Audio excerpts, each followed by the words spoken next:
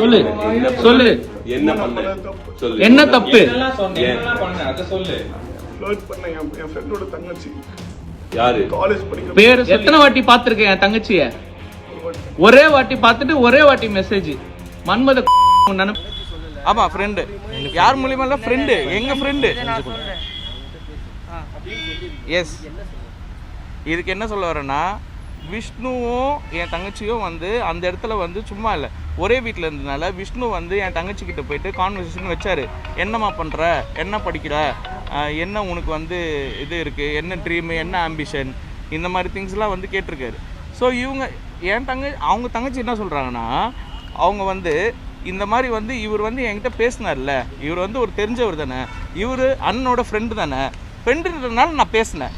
அதுக்கப்புறம் கான்வர்சேஷன் வந்து அவங்களுக்கு சுத்தமாக புரியல எதை பற்றி பேச வராங்கன்ட்டு. லாஸ்ட்டாக புரிஞ்சதுக்கப்புறம் எங்க நிறுத்துங்க, நான் உங்கள் தங்கச்சி.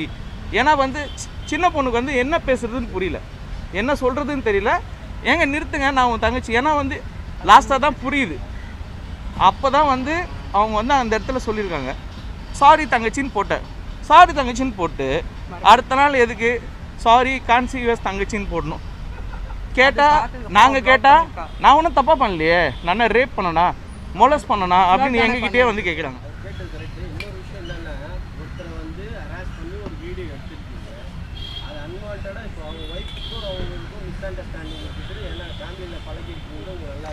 நாங்கள் ஃபேமிலியில் பழக்கல.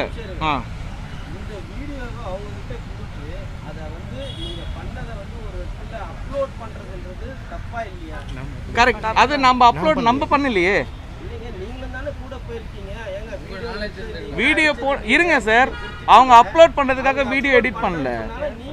இல்லை சார், அவங்க அப்லோட் பண்ணதுக்காக வீடியோ எடுக்கல. அவங்க எதுக்காக வந்து வீடியோ எடுத்தாங்கன்னா, அவங்களோட எவிடன்ஸ்க்காக அவங்க வீடியோ வச்சாங்க. அவங்க டிவோர்ஸ் வாங்கணும்னு சொன்னாங்க சார், அதுக்கு எவிடன்ஸ் வேணும். இதுக்கெல்லாம் யார் இவரை பிளாக்மெயில் பண்றதுக்கு ஒண்ணுமே இல்லையே சார்.